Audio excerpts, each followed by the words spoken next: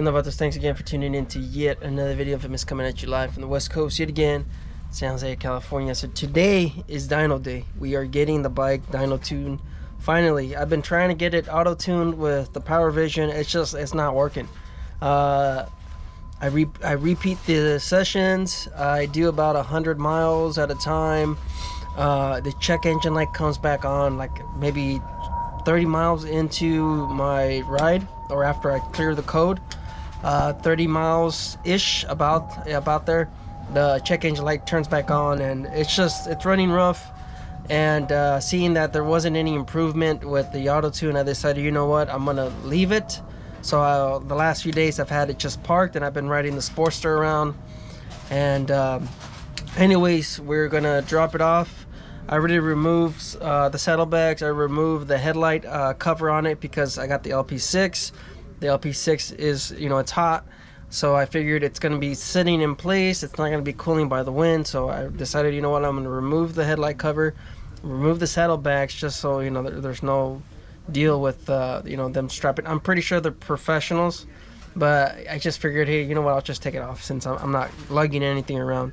So like I said, I got messages on Instagram.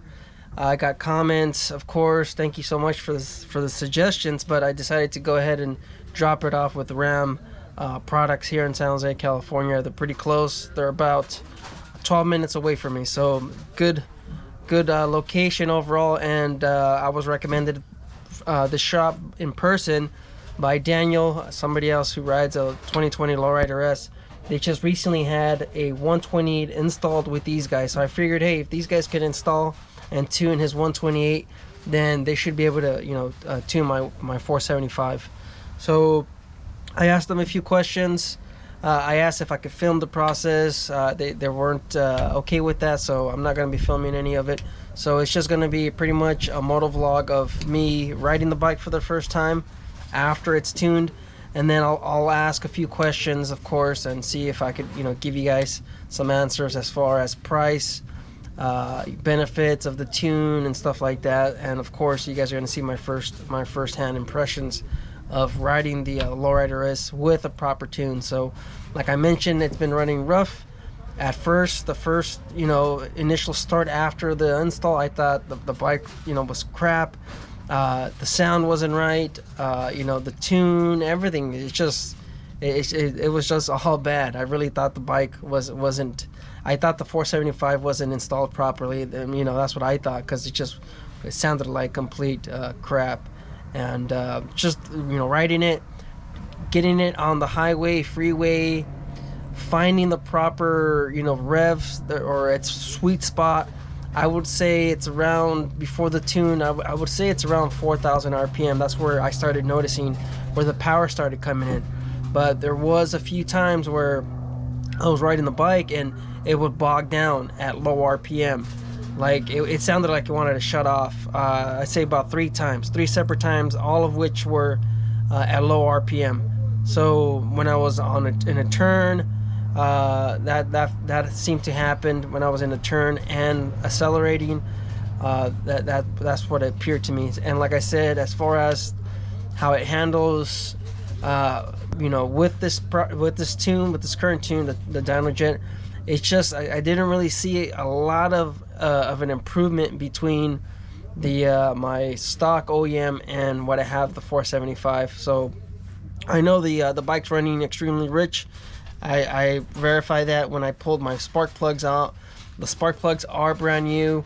They've had about 20 miles on them when I checked them, and they were completely charred. They were all black. So I was commented that I should probably replace the spark plugs again because of how what's going on. I don't know. I think I'm gonna keep them, and maybe when I do the intake install or something like that. I think when I do the intake, because I ordered a SNS intake, when I do the intake, I'll redo the spark plugs again. And then of course we're gonna have to get it retuned, and we'll see the numbers between what we have now and what we have with the intake. And then of course I will be getting a new pipe, so that's what I'm waiting on right now. I've been waiting about a week, so the chances of me getting the new pipe is going to be about maybe 3 more weeks, maybe hopefully we'll have that pipe in, and then we could probably install that pipe, and maybe we'll probably do another dyno run, another dyno tune when I have the new intake. So thanks for tuning in. Stay tuned for the first impressions. This is going to be, I guess, maybe both, or I don't know. I'll probably separate it or something, or maybe I'll include the questions when I ask Darren from Ram Products. It's Real American Motorcycles here in San Jose, California, and I'll leave Darren's information if you guys want to stop by the shop and get your bike serviced or whatever. All right, stay tuned. Let's go ahead and drop it off, and I'll come back in when I pick it up or whatever. All right, let's go. Yeah, we have just picked up the bike. Saw the numbers, of course. I'll share that with you guys in a bit, but let's just see how the bike rides. So this is the spot right here. This is Ram Motorcycles,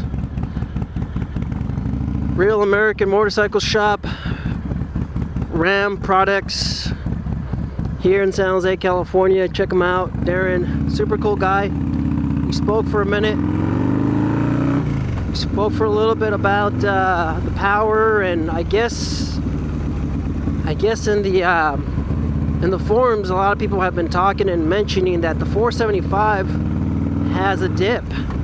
That's what I always thought myself. I thought the 475 was known to have that power dip from 2,000 to 3,000 RPM. Darren went ahead and told me that that's not the case. It's actually the short pipe on these bikes. But he said, you know what? In reality, it actually helps out in the long run because of the torque in these bikes. He was saying in a lot of their own competition bikes that they have, because they drag race, he was telling me that they prefer the smaller pipe because they don't want all that torque off of takeoff. And that's just I guess there's throttle control as well, but as far as just, I guess, the general public, us, just everyday riders, it's actually a benefit to have that little dip, and that's just to make sure the bike doesn't lose traction. So I guess it's a built-in traction control. That way you don't kind of you don't rip it too bad, or you don't, like I said, you don't break traction when you go full throttle off of takeoff, which is neat. I don't know, you guys let me know in the comments, what do you guys think? Like I said, there's a little bit of a power dip, but after talking to Darren, it might be a little bit of a benefit, especially someone that's new to the 475. I've ridden Screaming Eagle torque cams and stuff like that. I wasn't impressed at all. So I had the stage 1 for about 3 years, and I enjoyed it. I was okay with that. Nothing too bad, of course. Now I finally went up to stage 2, and we spoke about my own work, because I did install the stage 2, and he said everything's fine. Like I mentioned, I was I was worried about it as far as the way it sounded, the way it performed. The way it performs was absolutely horrendous without the tune and stuff like that. But now we'll see if it has the check engine light. I don't believe it should turn on, but I'm not sure right now. We are, just like I said, this is my first time riding it, so this is the first impressions, and unfortunately there's traffic, so I'm not able to open her up. But I could just feel it's overall it's smoother at the lower RPMs. Like I mentioned when I was picking it up this morning, when I was dropping it off this morning, it would bog down at low RPM, and it was more noticeable while I was turning and stuff like that. So we'll see how the bike performs now once I get a chance to open her up. But the bike sounds great. I really like the 475 because of the sound. A lot of people in the Facebook group have mentioned that when they choose the 475, because I mean there's other options. There's a ton of options, and there's a lot of, you know, good options out there. It's just not the S&S. You have Redshift, you have fueling, you have Star Racing, a lot of good options. Man, that pipe sounds great, man. I'm looking forward to the new pipe. But so far, I mean, it's handling pretty good. It's handling a lot better. But we'll just have to wait to see what happens once I get her up to 3,000, 4,000 RPM, because that's where the power starts to come through.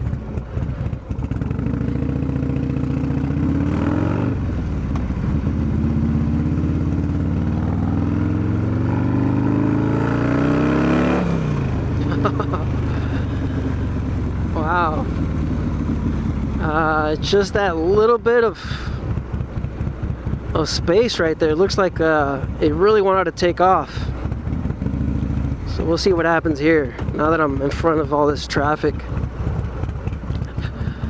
We'll see. Alright, let's go ahead.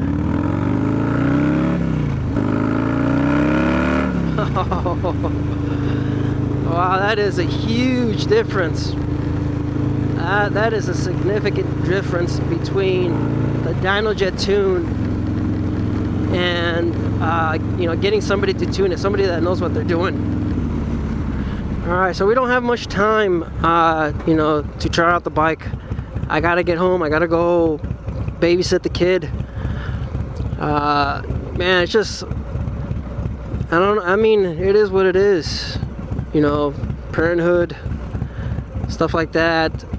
I just don't have any time at all. It's work and then family, and like every other Sunday I get to work on the bike. Of course, you guys can see I've done quite a bit of work to the bike, but I mean, I wish I could just get on the bike and just rip it and, you know, really put it to the paces and see what it's all about. But yeah, right now I gotta get home. I gotta hurry on up, get home, and then I guess maybe I'll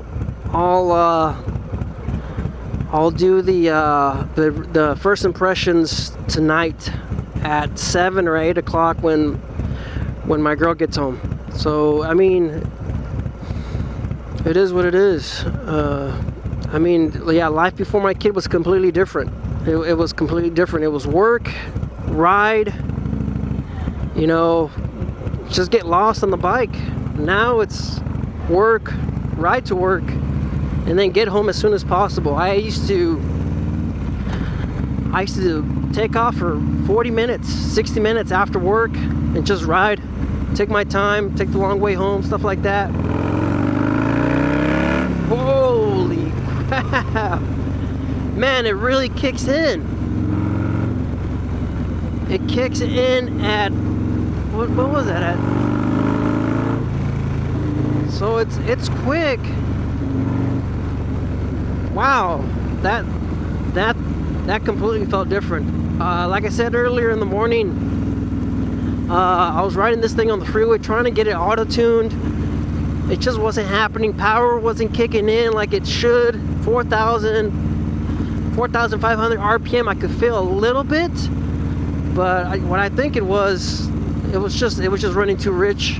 And I don't know, maybe it was just flooding the pistons, maybe, I mean the cylinders. I don't know. But right now the bike's feeling great. And right at that 3,500 mark, really started to kick in. I mean, it's completely different. It's awake, it's properly done. It sounds great. So, you know, overall I'm happy so far. And we'll see what happens once we get the new parts coming in. We'll visit Darren again from Ram Products and see how much power we can make with the intake and the exhaust, the new exhaust. You guys stay out there, stay safe. Thanks for tuning in. Now I'll be able to ride my bike and leave the Sportster at home for a little bit. Ice risk out there and ride. Later.